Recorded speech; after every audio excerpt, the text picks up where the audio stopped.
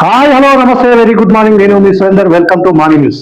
Morning news లో భాగంగా ఈరోజు జర్నలిస్ట్ కోణం అనే కార్యక్రమం ద్వారా మరొకసారి మీ ముందుకు రావడం జరిగింది. సో ఈ రోజు ప్రధాన పత్రికల్లో వచ్చిన వార్తలు ఏంటి, వాటి విశేషాలు ఏంటి వివరించే ముందు మా న్యూస్ చూస్తున్న ప్రతి ఒక్కరికి కూడా సబ్స్క్రైబ్ చేసుకోమని రిక్వెస్ట్ చేస్తున్నాము.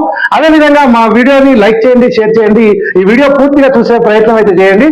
సో ఈ రోజు ప్రధానంగా మాట్లాడుకునే విషయం ఏంటి అని అంటే, నిన్న ఏదైతే ఇందిరమ్మ ఇళ్ళ ప్రారంభోత్సవాలకు సంబంధించిన కార్యక్రమంలో ముఖ్యమంత్రి రేవంత్ రెడ్డి ఈ యొక్క మొబైల్ యాప్ ను ఆవిష్కరించడం జరిగింది. సో ఈ మొబైల్ యాప్ ద్వారా ఈ రోజు నుంచి ఈ యొక్క రాష్ట్ర వ్యాప్తంగా ఉన్న ఏదైతే పేదలు నిరుపేదలు ఎవరైతే ఉన్నారో వాళ్ళందరూ కూడా ఇందిరమ్మ ఇళ్ల కోసం దరఖాస్తు చేసుకునే అవకాశాన్ని ఈ యొక్క కాంగ్రెస్ ప్రభుత్వము కల్పించింది.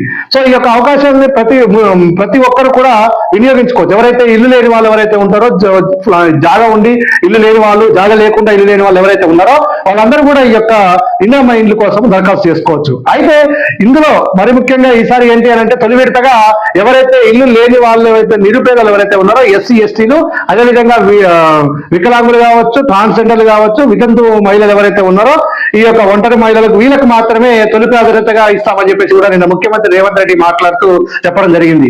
అయితే ఏదైతే ఈ యొక్క ఇందిరమ్మ ఇళ్లకు ఒక్కో ఇంటికి 5 లక్షల రూపాయల చొప్పున ఈ యొక్క సహాయం చేయనుంది రేవంత్ సర్కారు. సో ఇందులో భాగంగా తొలి విడతగా ఈ యొక్క నియోజకవర్గానికి ఒక్కో కాన్స్టిట్యున్సీకి 3,500 ఈ యొక్క ఫస్ట్ విడతలో శాంక్షన్ చేయడం జరుగుతుందని చెప్పి చెప్పడం జరిగింది.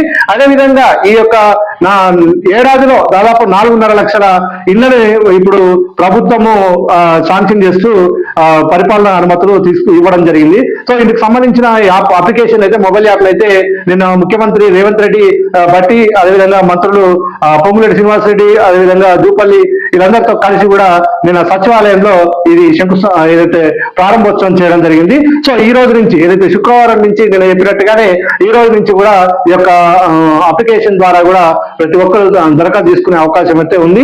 అయితే ఇది ఏదైతే గ్రామ సభలు కావచ్చు, ఏదైతే గ్రామ పంచాయతీ కార్యదర్శి, అదేవిధంగా మండల స్థాయి అధికారులతోని ఆ యొక్క గ్రామంలో పర్యటించి ఎవరు అర్హులు, ఎవరికి ఎంత ఆదాయం ఉంది, వాళ్ళ ఆస్తులు ఏంటి, వాళ్ళ వివరాలు ఏంటి, వాళ్ళ కుటుంబ నేపథ్యం ఏంటి అనే డీటెయిల్స్ తీసుకున్న తర్వాతనే వాళ్ళని లబ్ధిదారులుగా గుర్తించే అవకాశం అయితే కనిపిస్తుంది. సో నిన్న ఈ యొక్క కార్యక్రమానికి సంబంధించి ముఖ్యమంత్రి మాట్లాడుతూ ఏదైతే గతంలో ఇందిరమ్మ ఇళ్ళని 2004 నుంచి 14 వరకు కూడా చాలా మందికి కట్టివ్వడం జరిగింది. సో ఈ క్రమంలో కొన్ని అనివార్య కారణాల వల్ల కొన్ని నిలిపివేయడం, అంటే మధ్యలో ఆగిపోవడం కూడా జరిగింది. వాటన్నిటిని కూడా పూర్తి చేసేందుకు కూడా ప్రభుత్వం స్పెషల్ ఫండ్ రిలీజ్ చేస్తుందని చెప్పేసి కూడా చెప్పడం జరిగింది.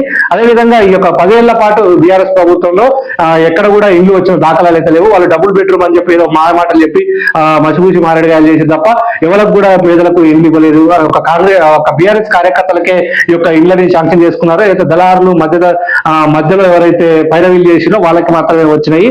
అవి పైసలకు అమ్ముకోవడం జరిగిందని చెప్పేసి కూడా నిన్న ముఖ్యమంత్రి మాట్లాడడం జరిగింది. సో గతాన్ని వదిలేస్తే అదే 2004 నుంచి 14 వరకు ఎన్నైతే ఇందిరమ్మ ఇండ్లు శాంక్షన్ అయినాయో, సో ఆ ఇండ్లని పూర్తి స్థాయిలో ఏదైతే 2014 సమయంలో 13 సమయంలో ఇల్లు నిర్మించుకున్న పేదలకు చాలా మంది కూడా గత సర్కార్ ఏదైతే కొత్తగా వచ్చిన బీఆర్ఎస్ ప్రభుత్వం ఏదైతే ఉందో అవన్నీ కూడా అప్పుడు చాలా అవినీతి జరిగింది. సో వీళ్ళందరూ కూడా లబ్ధిదారులు కాదు, వీళ్ళంతా అర్హులు కాదు.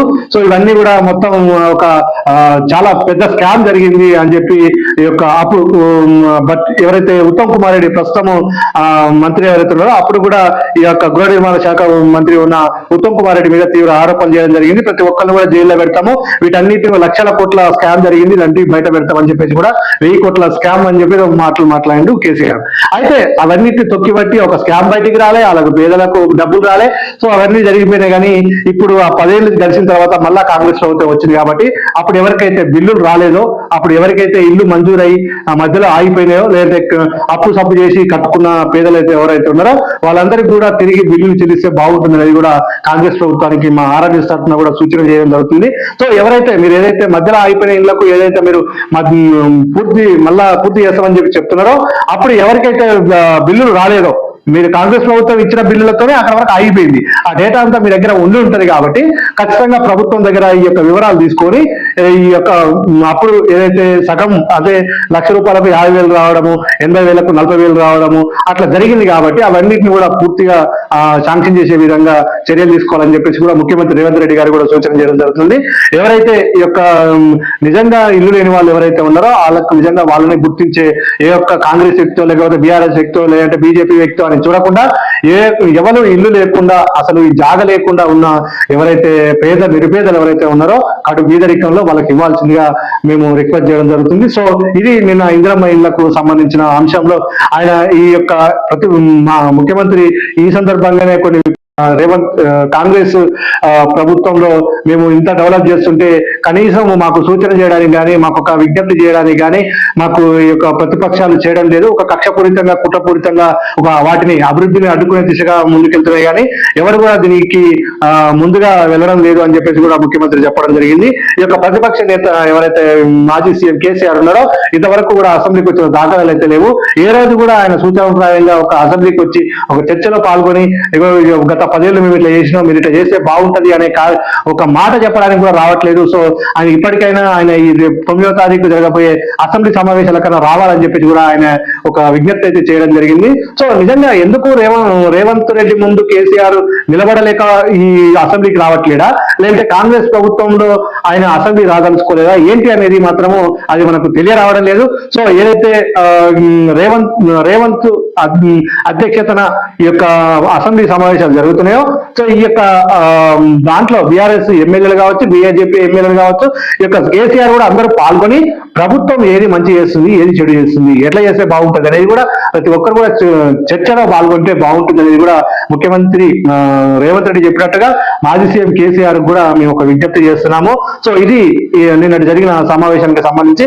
అదేవిధంగా ఈ యొక్క 7, 8, 9 తారీఖులలో తెలంగాణ రాష్ట్ర వ్యాప్తంగా కూడా ఈ యొక్క ప్రజాపాలన భాగంగా విజయోత్సవాలు అయితే జరుగుతున్నాయి. ఈ 3 రోజుల పాటు మరీ ముఖ్యంగా తెలంగాణ పండుగగా నిర్వహించడం జరుగుతుందని ఇదే ప్రెస్ మీట్ లో మన ముఖ్యమంత్రి రేవంత్ రెడ్డి చెప్పడం జరిగింది. సో ఈ యొక్క ఈ 3 రోజుల సమావేశాలు తెలంగాణ వ్యాప్తంగాతో పాటు హైదరాబాద్ లో మరీ ముఖ్యంగా పెద్ద మొత్తంలో సెలబ్రేషన్ చేస్తున్నాము. ఈ యొక్క సెక్రటరియట్ కావచ్చు, అదేవిధంగా ట్యాంక్ బండ్, నెక్లెస్ రోడ్డు, ఈ యొక్క మొత్తం చుట్టుపక్కల ప్రాంతాలంతా కూడా పెద్ద ఎత్తున సెలబ్రేషన్ చేస్తున్నాం కాబట్టి ఈ యొక్క కార్యక్రమాలకు కూడా పాత ముఖ్యమంత్రి కేసీఆర్, అదేవిధంగా కేంద్ర మంత్రులు బండి సంజయ్, కిషన్ రెడ్డిని కూడా ఆహ్వానిస్తున్నాము. సో ఈ యొక్క 9వ తారీఖు ఏదైతే సెక్రటరియట్ లో జరగబోయే తెలంగాణ తల్లి విగ్రహ ఆవిష్కరణ కూడా వీళ్ళని పిలుస్తామని చెప్పేసి కూడా ముఖ్యమంత్రి గారు చెప్పడం జరిగింది. సో ఈ యొక్క కార్యక్రమాల్లో ఖచ్చితంగా వీళ్ళంతా కూడా బీజేపీ, బీఆర్ఎస్ సంబంధించిన పార్టీ నాయకులందరూ కూడా పాల్గొనాలని చెప్పేసి కూడా సీఎం ఆహ్వానించినట్టుగా ప్రతి ఒక్కరు రావాలి, కేసీఆర్ కూడా రావాలని చెప్పేసి కూడా మనం కూడా కోరుకోవడం జరుగుతుంది. ఇది నిన్న ఏదైతే ఇందిరమ్మ ఇళ్ల పథకానికి సంబంధించిన కార్యక్రమంలో భాగంగా దాదాపు అన్ని పత్రికలు కూడా ఇదే అంశాన్ని కూడా బ్యానర్ ఐటమ్ గా ప్రచురించడం జరిగింది. సో ఇది ఇట్లా ఉంటే నిన్న ఇదే విధంగా నిన్న ఆర్టీసీ ఏదైతే రాష్ట్ర రోడ్డు రవాణా సంస్థ ఆధ్వర్యంలో నిన్న ప్రజాపాలన విజయోత్సవాలు నిర్వహించడం జరిగింది. ఈ ప్రజాపాలన విజయోత్సవాల్లో భాగంగా ముఖ్యమంత్రి అదేవిధంగా మంత్రులు అంతా పాల్గొనడం జరిగింది. తెలంగాణ ఉద్యమంలో ఈ యొక్క ఆర్టీసీ కార్మికులది కీలక పాత్ర అని చెప్పేసి కూడా ముఖ్యమంత్రి ఈ సందర్భంగా మాట్లాడడం జరిగింది. నిజంగా తెలంగాణ ఉద్యమంలో ఈ యొక్క డ్రైవర్లు కావచ్చు, అదేవిధంగా కండక్టర్ కావచ్చు, ఈ యొక్క సిబ్బంది అంతా కూడా ఆర్టీసీని షట్ డౌన్ చేసి మరి కూడా వీళ్ళు ఉద్యమంలో పాల్గొన్నారని చెప్పేసి కూడా ఆయన నిన్న గుర్తు చేయడం జరిగింది. అదేవిధంగా హైదరాబాద్ ని ఒక కాలుష్య రహిత నగరంగా మార్చేందుకు తెలంగాణ ప్రభుత్వం చర్యలు తీసుకుంటుంది. అందులో భాగంగానే ఈ యొక్క ఆర్టీసీ నుంచి మొదలు పెడుతున్నామని చెప్పేసి కూడా చెప్పడం జరిగింది. ఇప్పటికే కొన్ని కాలుష్య రహిత ఏదైతే ఈ యొక్క ఎలక్ట్రిక్ బస్సులు తీసుకురావడం జరిగిందో మరొక కొద్ది రోజుల్లో కూడా ఇంకా 1000 బస్సుల వరకు కూడా తీసుకొస్తామని చెప్పి కూడా చెప్పడం జరిగింది. సో ఈ సమావేశాల్లో దాదాపు అందరూ కూడా ఈ యొక్క ఆర్టీసీ సిబ్బంది కావచ్చు, మంత్రులు కావచ్చు, వీళ్ళంతా కూడా రవాణా మంత్రి పొన్నం ప్రభాకర్ వీళ్ళంతా కూడా పాల్గొనడం జరిగింది. సో ఈ సందర్భంగా ఆయన హైదరాబాద్ లో అదేవిధంగా తెలంగాణ వ్యాప్తంగా ఈ యొక్క ఏదైతే ఉచిత బస్సులు మహిళలకు ఇది ఒక వరంగా మారింది. ఈ యొక్క ఆడపడుచులు ఇది చాలా సద్వినియోగం చేసుకున్నారు. సో దీని ద్వారా ఈ యొక్క ఏడాది పాటు ఎంతో మంది మహిళలకు ఈ యొక్క డబ్బు సేవ్ అయింది. చాలా డబ్బుని వాళ్ళు సేవ్ చేసుకోగలిగారు అని చెప్పేసి కూడా ఈ సందర్భంగా మాట్లాడడం జరిగింది. సో ఇది ముఖ్యమంత్రి రవాణా శాఖకు సంబంధించిన ప్రజాపాలన విజయోత్సవాల్లో భాగంగా ముఖ్యమంత్రి పాల్గొన్న కార్యక్రమం కూడా దాదాపు అన్ని పత్రికల్లో ప్రచురించడం జరిగింది. సో ఇది నిన్న జరిగిన సమావేశం. ఇదంతా ఇట్లుంటే నేను ఒక పెద్ద హైడ్రామా జరిగింది. ఏదైతే బీఆర్ఎస్ ఎమ్మెల్యే కౌశిక్ రెడ్డి, పాడి కౌశిక్ రెడ్డి ఉన్నాడు, ఆయన నిన్న పోలీసులు అరెస్ట్ చేయడం జరిగింది. మొన్న ఏదైతే బుధవారం రోజు ఆయన పోలీస్ స్టేషన్ బజరాజ్ పోలీస్ స్టేషన్కి వెళ్ళి ఆ విధులకు ఆటంకపరిచినట్టుగా ఒక బజరాజ్ పిఎస్ లో కేసు నమోదైంది. ఈ కేసులో భాగంగానే ఆయనని అరెస్ట్ చేసేందుకు పాడి కౌశిక్ రెడ్డి ఇంటికి పోలీసులు రావడం జరిగింది. ఈ విషయం తెలుసుకున్న బీఆర్ఎస్ కార్యకర్తలు, అదేవిధంగా ఈ బీఆర్ఎస్ శ్రేణులంతా కూడా హరీష్ రావు ఆధ్వర్యంలో వీళ్ళంతా కూడా వాళ్ళ ఇంటి దగ్గరికి చేరుకోవడం జరిగింది. ఆ సమయంలో పోలీసులు ఉండి ఆయనని అరెస్ట్ చేద్దామనే సమయంలో వీళ్ళంతా వచ్చి అక్కడ పెద్ద గందరగోళం సృష్టించిన పరిస్థితి. సో ఈ గందరగోళం సృష్టించిన నేపథ్యంలోనే ఆయనని ఎవరైతే పోలీసులు లోపల మాట్లాడుతున్నారో ఆ సమయంలోనే హరీష్ రావు, అదేవిధంగా ఇతర నేతలు ఎవరు వచ్చినా కూడా వాళ్ళని లోపలికి అనుమతించలేదు. అయితే ఈ సమయంలో కొంతమంది బీఆర్ఎస్ శ్రేణులు గోడ దునికి లోపలికి వెళ్లేందుకు ప్రయత్నించగా వాళ్ళందరినీ కూడా అక్కడ ఆందోళన చేస్తున్న వారందరినీ కూడా పోలీసులు లిఫ్ట్ చేయడం జరిగింది. వాళ్ళందరినీ అరెస్ట్ చేసి వేరే స్టేషన్లు కూడా తరలించడం జరిగింది.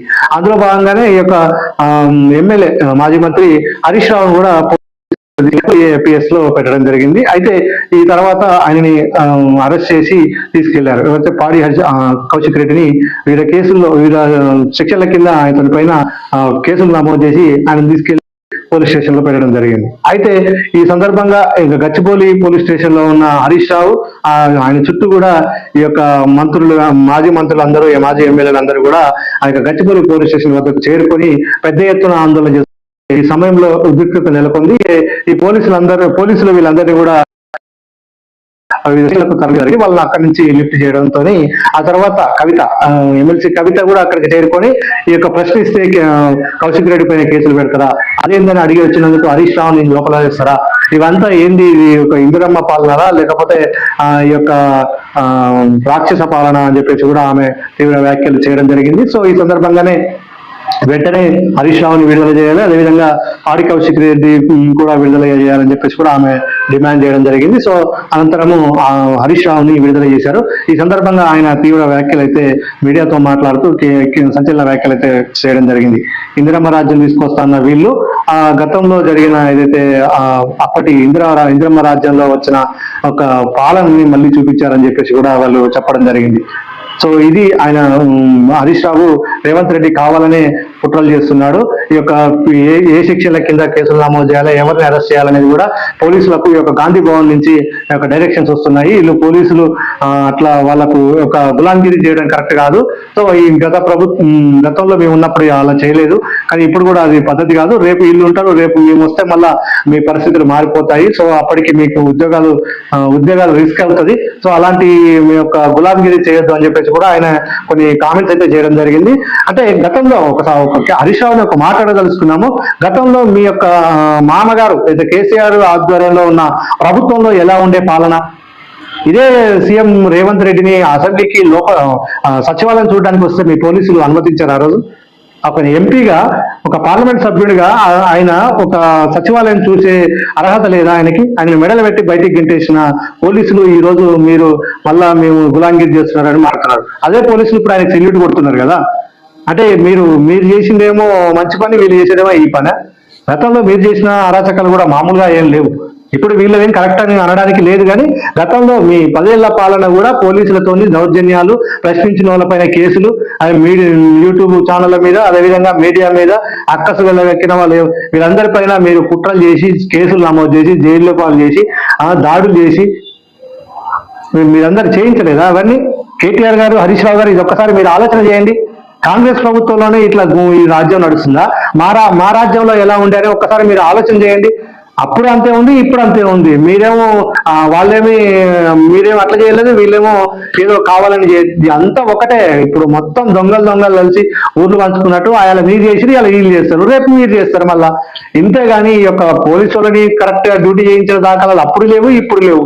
ఎప్పుడు అదే విధంగా కనపడుతున్న పరిస్థితి అయితే ఉంది. సో ఇది నిన్న పాడి కౌశిక్ రెడ్డికి సంబంధించిన ఎపిసోడ్. ఇది మొత్తం కూడా హైడ్రామాగా క్రియేట్ చేసి నిజంగా ఆయన పోలీస్ స్టేషన్ పోవడం ఎందుకు, ఈయన ఫోన్ ట్యాప్ చేసిరట. ఫోన్ ట్యాప్ చేస్తే ఫిర్యాదు చేస్తే సరిపోతుంది కదా, దానికి సంబంధించిన వివరాలు ఏంటి ఏం కథ. ఇక్కడ వినకపోతే హైకోర్టులో కేసు వేసుకో, లేకపోతే ఇంకోటి అంతేగాని దీనికి పోయి ఆ పోలీసు వాళ్ళ మీద, సిఐ మీద, ఎస్ఐ మీద ఆయన గులాంగిరి చేసి ఏదో జీతగాడితో మాట్లాడినట్టు మాట్లాడి జీతగాడిని చెప్పినట్టు చెప్తే ఎట్లా ఉంటది? వాళ్ళ విధులు వాళ్ళు నిర్వహిస్తారు, ప్రభుత్వం చెప్పినట్టు వాళ్ళు చేస్తారు, నువ్వు దరఖాస్తు వాళ్ళు తీసుకుంటారు. అప్పుడు తీసుకొని అలా పడేస్తారా, మరి చేస్తారా, దానికి ఎంక్వైరీ చేస్తారా అని చూడు, 4 రోజులు చూస్తే తెలుస్తుంది కదా. అనవసరంగా మొన్నట్లే ఆంధ్రాకు తెలంగాణకు ఒక ఫైటింగ్ లాగా ఒక క్రియేట్ చేసిన. ఇప్పుడు అంటే ఎప్పుడు ఏదో ఒకటి వార్తల్లో ఉండాలనుకుంటావా ఏంటి కౌశిక్ రెడ్డి గారు? మీ ఉద్దేశం ఏంటి? తెలంగాణ రాష్ట్రంలో హైదరాబాద్ లో ఎప్పుడు ఒక అలజడి సృష్టించాలని చెప్పేసి మీ ఉద్దేశమా? నిన్నటి వరకు మీరు కాంగ్రెస్ లోనే కదా ఉన్నది, ఈ ఎలక్షన్ ముందలే కదా మీరు పోయింది. సిగ్గు లేకుండా మళ్ళీ మీరు మళ్ళీ ఇదే కాంగ్రెస్ మీద, రేవంత్ రెడ్డి మీద మాట్లాడమైంది. మళ్ళీ మీరు ఆడ ఉన్నది అదే కథ, ఇలా ఉన్నది ఇదే కథ. మళ్ళీ మీరిద్దరు మాట్లాడుకుంటే అసలు పద్ధతిగా లేదు, అది వినడానికి కూడా వినసొంపుగా లేదు. సో ఇది నిన్న కౌశిక్ రెడ్డికి సంబంధించిన ఎపిసోడ్. ఇది ఇట్లా ఉంటే నిన్న టీజీపీఎస్సీ చైర్మన్ గా బుర్రా వెంకటేశం నిన్న బాధ్యతలు స్వీకరించారు. సో బాధ్యతలు స్వీకరించిన ఆయన నిన్న మీడియాతో మాట్లాడడం జరిగింది. నా ఆశయము సివిల్స్ సాధించాలని. సో చాలా కష్టపడి నేను సివిల్స్ సాధించాను. సివిల్స్ లో నేను 15వ ర్యాంకు సాధించాను. సో ఆ ర్యాంకు ద్వారా నేను సివిల్ సర్వెంట్ గా కొంతకాలం పాటు నేను ప్రజలకు సేవ చేయడం జరిగింది. సో ఇంకా 5.5 ఏళ్ళు ఉండగానే నేను ఇంకా 3.5 ఏళ్ళు ఉండగానే నేను ఆ సర్వీస్ నుంచి నేను విఆర్ అంటే వాలంటీర్ రిటైర్మెంట్ తీసుకొని నిరుద్యోగుల కోసము నేను ఆ యొక్క ఉద్యోగాన్ని వదులుకొని రావడం జరిగింది. టీజీపీఎస్సీ చైర్మన్ గా అవకాశం వచ్చింది అని అనుకొని ఆ ఉద్యోగాన్ని వదిలేసి రావడం జరిగింది. సో నా ఆశయం ఎలా అయితే నెరవేర్చుకున్నానో, తెలంగాణ రాష్ట్రంలో ఉన్న నిరుద్యోగుల ఆశయాలు కూడా అలా కళ కూడా నెరవేరాలని చెప్పేసి నేను తెలంగాణ పబ్లిక్ సర్వీస్ కమిషన్ కు చైర్మన్ గా బాధ్యతలు స్వీకరిస్తున్నా. సో ఖచ్చితంగా ఈ యొక్క పబ్లిక్ సర్వీస్ కమిషన్ నేను చాలా ప్రక్షాళన అయితే చేస్తా. ఇప్పటికే కాంగ్రెస్ ప్రభుత్వం వచ్చిన తర్వాత చాలా ప్రక్షాళన చేయడం జరిగింది. నేను కూడా నా మార్పు ఏంటో చూపిస్తా. ఖచ్చితంగా ఈ యొక్క అన్ని రకాల ఉద్యోగాలకు ఏదైతే అర్హులనే గుర్తించి వాళ్ళకే ఉద్యోగాలు ఇస్తాము. చదువుకున్న వారికే ఖచ్చితంగా నౌకర్లు వస్తాయి. దీంట్లో ఎలాంటి పైరవీలో ఎలాంటి అవకతవకలు జరగకుండా నేను చర్యలు తీసుకోవడం జరుగుతుంది. సో గతంలో జరిగిన వాటిని కూడా నేను పరిశీలిస్తానని చెప్పేసి కూడా ఆయన చెప్పడం జరిగింది. సో అదేవిధంగా ఏదైతే ఇప్పుడు గ్రూప్ 1, గ్రూప్ 2, గ్రూప్ 3 ఇది సంబంధించిన వ్యవహారం ఏదైతే ఉందో, ఇప్పటికే గ్రూప్ 1 రిజల్ట్స్ రావాల్సి ఉంది. గ్రూప్ 2 ఎగ్జామ్ 15-16 తారీఖులు జరగాల్సి ఉంది. గ్రూప్ 3 ఎగ్జామ్ ఆల్రెడీ కంప్లీట్ అయింది. సో ఇంకా నెక్స్ట్ రావాల్సిన నోటిఫికేషన్ల పైన కూడా మేము ఎక్సర్సైజ్ చేస్తాము. వాటన్నిటిని కూడా యథావిధిగానే పద్ధతి ప్రకారమే మేము జాబ్ క్యాలెండర్ ఫాలో అవుతూ వీటన్నిటిని కూడా పూర్తి చేస్తామని చెప్పేసి కూడా నిన్న బుర్రా వెంకటేశ్వర చెప్పడం జరిగింది. నిజంగా పేదలకు అదేవిధంగా చదువుకున్న వారికి న్యాయం జరగాలని నేను ఈ యొక్క పోస్ట్ లో కొనసాగుతాను. నేను ఇంకా 5.5 ఏళ్ళు నేను ఇక్కడే ఉంటాను. సో ఈ యొక్క చైర్మన్ పదవిలో నేను 5.5 ఏళ్ళు ఉంటాను కాబట్టి చాలా మందికి నిరుద్యోగులకు న్యాయం జరిగేలా నా వంతు కృషి చేస్తానని చెప్పేసి కూడా ఆయన ఈ సందర్భంగా మాట్లాడడం జరిగింది. సో ఇది నిజంగా ఇప్పటి వరకు గతంలో గంటా చక్రపాణి, అదేవిధంగా మహేందర్ రెడ్డి, ఇప్పుడు 3వ వ్యక్తిగా బుర్రా వెంకటేశం రావడం జరిగింది. ఇప్పటికైనా ఏదైతే నిజంగా నీళ్లు నియామకాల కోసం తెలంగాణ రాష్ట్రాన్ని కొట్లాడి తెచ్చుకున్నామో, ఈ యొక్క నిధుల సంగతి పక్కన పెడితే ఈ యొక్క నియామకాలు మాత్రం ఖచ్చితంగా అర్హులకే రావాలని చెప్పేసి కూడా తెలంగాణ వ్యాప్తంగా ఉన్న యువత అదేవిధంగా నిరుద్యోగులు ఆశపడుతున్నారు, ఆశగా ఎదురు చూస్తున్నారు. వీళ్ళందరికీ కూడా ఖచ్చితంగా బుర్రా వెంకటేశ్వర గారు కూడా న్యాయం చేస్తారని చెప్పేసి కూడా మనం ఆశిద్దాం. సో ఆల్ ది బెస్ట్ అండి, all the best, thank you sir. So ఇది దీనికి సంబంధించిన అంశము. ఇక మరొక విషయం ఏంటంటే, నిన్న మహారాష్ట్రలో ముఖ్యమంత్రిగా 3వసారి ఫడ్నవీస్ ప్రమాణ స్వీకారం చేశారు. సో ముఖ్యమంత్రిగా దేవేంద్ర ఫడ్నవీస్ ప్రమాణం చేయగా, అదేవిధంగా అజిత్ పవార్ మన ఏక్నాథ్ షిండేలు కూడా ఉప ముఖ్యమంత్రిగా ప్రమాణం చేయడం జరిగింది. నిన్న మహారాష్ట్రలో చాలా రోజుల తర్వాత చాలా గ్యాప్ తీసుకొని మరి ఈ యొక్క ఎన్డీఏ ప్రభుత్వం అయితే అక్కడ కొలువు తీరిందని చెప్పొచ్చు. శివసేన, ఎన్సీపీ, అదేవిధంగా బీజేపీ ముగ్గురు కలిపి సంయుక్తంగా ప్రభుత్వాన్ని ఏర్పాటు చేయడం జరిగింది. సో ఇక కార్యక్రమానికి ప్రధాని మోడీ, అదేవిధంగా కేంద్ర మంత్రులు, ఇంకా ప్రముఖులంతా కూడా హాజరై ఈ యొక్క ఆజాద్ మైదానంలో జరిగిన ఈ యొక్క ప్రమాణ స్వీకారం వైభవంగా జరిగిందని చెప్పేసి కూడా దీనికి సంబంధించిన అంశం అన్ని పత్రికల్లో రావడం జరిగింది. ఇక మరొక విషయం ఏంటంటే, ఏదైతే నిన్న పుష్ప 2 ప్రీమియర్ షోకి సంబంధించి హైదరాబాద్ లోని ఆర్టీసీ క్రాస్ రోడ్ లో జరిగిన ఈ యొక్క తొక్కిసలాటలో మృతి చెందిన రేవతి అనే మహిళ, అదేవిధంగా చిన్నారికి తీవ్ర అస్వస్థ గురైన చావు బతుకులో ఉన్న యొక్క చిన్నారి నేపథ్యంలో ఈ యొక్క సినిమా హీరో ఎవరైతే అల్లు అర్జున్ ఉన్నారో ఆయన పైన కేసు నమోదు కావడం జరిగింది. ఈ యొక్క చిక్కడపల్లి పోలీస్ స్టేషన్ లో ఈ యొక్క తెలంగాణ లాయర్ల సంఘం కూడా ఆయన పైన ఫిర్యాదు చేయడం జరిగింది. తెలంగాణలో జరిగిన ఈ యొక్క ఘటన వాళ్ళు ఎక్కడ కూడా జరగకుండా చూడాలని చెప్పేసి కూడా ఖచ్చితంగా పోలీసులు దానిపైన చర్యలు తీసుకోవాలని చెప్పేసి కూడా వాళ్ళు కంప్లైంట్ లో రాసి ఇవ్వడం జరిగింది. అయితే ఆయనని A2గా చేర్చుతూ నిన్న పోలీసులు FIR అయితే చేయడం జరిగింది. సో నిజంగా అది ఒక చాలా దురదృష్టకరమైన ఘటన. సో ఇలాంటి వాటికి కూడా ఎవరు కూడా చాలా జాగ్రత్తగా వెళ్ళాలని చెప్పేసి కూడా సూచిస్తున్నాం. అయితే ఈ యొక్క మనం అందరూ కూడా ఈ యొక్క కుటుంబాన్ని చాలా మంది కూడా తిట్టిన వాళ్ళే, చాలా మంది కూడా విమర్శించిన వాళ్ళే. కానీ దీని వెనకాల ఒక కారణం అయితే ఉందంట. ఒక ఏదైతే ఇప్పుడు చావు బతుకులో ఉన్న అబ్బాయి ఎవరైతే ఉన్నారో ఆ బాబు నిజంగా ఆయన ఈ యొక్క అల్లు అర్జున్ ఫ్యాన్ అంట. అల్లు అర్జున్ ఫ్యాన్ కావడంతో ఆయన మొత్తం అల్లు అర్జున్ ఫాలో అవుతూ ఆ యొక్క పుష్పగా అతన్ని పేరుగా పుష్పగా మారిపోయిందట. ఆయన పాటలకు డాన్స్ చేయడము, తర్వాత డైలాగులు చెప్పడము, ఇవన్నీ అన్నిటిని కూడా ఆయన చాలా బాగా అడిక్ట్ అయిపోయిందట. ఆయనకు ఒక అభిమానిగా, వీరాభిమానిగా మారిపోయింది. కాబట్టి ఖచ్చితంగా రిలీజ్ రోజు చూద్దాం నాన్న అని చెప్పేసి కూడా వాళ్ళ డాడీని తీసుకొని వాళ్ళ అమ్మని, అదేవిధంగా తల్లి, వాళ్ళ సిస్టర్ ఎవరైతే సోదరు ఉన్నారో వాళ్ళంతా కూడా కలిసి సినిమాకు రావడం జరిగింది. సో నిజంగా వాళ్ళ తండ్రి కన్నీటి పర్యంతమయ్యారు. అవన్నీ గుర్తు చేసుకుంటూ నా కొడుకు రావడం, మా పిల్లలు వెళ్దామనడం వల్ల మేము వచ్చాము. సో మాకు ఎలాంటి ఇంట్రెస్ట్ లేదు, కొత్త డ్రెస్ తీసుకొని మరీ వేసుకొని వచ్చిండు అని చెప్పేసి కూడా అతను కన్నీటి పర్యంతమైండు. సో నిజంగా అభిమానం ఉండడం తప్పలేదు, కానీ అవి కొంత జాగ్రత్త పాటించుంటే బాగుండేది. సో అలాంటి చిన్నపిల్లలు వేసుకొని ఆ రాత్రి సమయంలో రాకుండా ఉండడము, లేదంటే వేరే చోట పబ్లిక్ లేని చోటకు వెళ్ళిపోయి ఉంటే బాగుండేది అని చెప్పేసి కూడా చాలా మంది వైరల్ చేస్తున్న పరిస్థితి. సో ఇది నిన్న దీనికి సంబంధించిన అంశం. ఇక ఈరోజు ఇంకా పత్రికల్లో వార్తలు ఏమున్నాయి ఈరోజు అంటే ఒకసారి చూసే ప్రయత్నం అయితే చేద్దాం.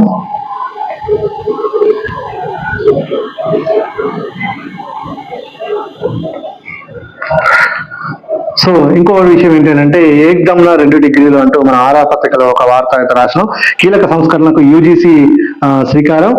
అదేవిధంగా ఏడాదికి 2 సార్లు ఉన్నత విద్యా కోర్సుల ప్రవేశాలు, ఒకే తప్పలో 2 పీజీలు చేసే ఛాన్స్, నచ్చిన సబ్జెక్టు కోర్సు వలన చేరే అవకాశం, మార్గదర్శకాల ముసాయిదా విడుదల, విద్యా సంస్థల సంసిద్ధత ఆధారంగానే అమలని చెప్పేసి చైర్మన్ జగదీష్ కుమార్ చెప్పినట్టుగా ఒకేసారి 2 డిగ్రీలు చేసుకోవచ్చు అని చెప్పేసి కూడా మనం ఈ రోజు ఆరాలో ఒక సంచలనాత్మకమైన వార్తలు అయితే రాయడం జరిగింది. ఏదైతే UGC దీనికి సంబంధించిన నిన్న అనౌన్స్మెంట్ అయితే చేయడం జరిగింది.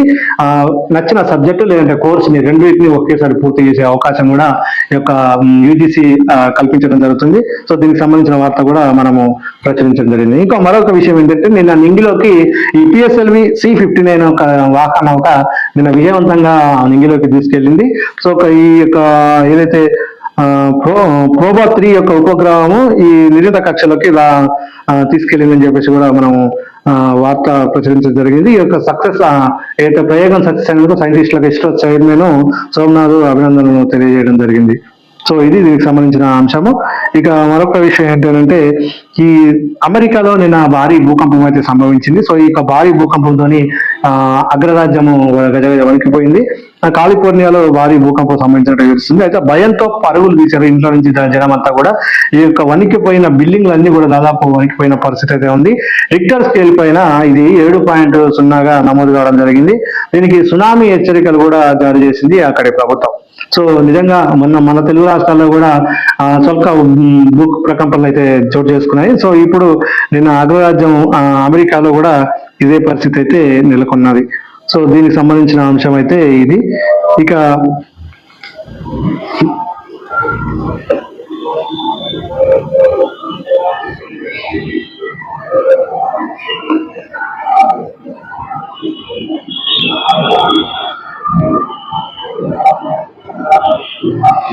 సో ఇది నిన్న ఈరోజు వచ్చిన ప్రధాన పత్రికల్లో ఉన్న వార్తలు. సో ఈ వీడియోని మీకు నచ్చితే లైక్ చేయండి, షేర్ చేయండి. అదేవిధంగా ఈ వీడియో ద్వారా మీరు మీ అభిప్రాయం ఏంటి అనేది కూడా మాకు కమెంట్ రూపంలో మీ అభిప్రాయాన్ని మాకు తెలియజేయండి. ఖచ్చితంగా మా ఛానల్ను సబ్స్క్రైబ్ చేసుకోమని మరొకసారి రిక్వెస్ట్ చేస్తున్నాము. Thank you very much. నమస్తే.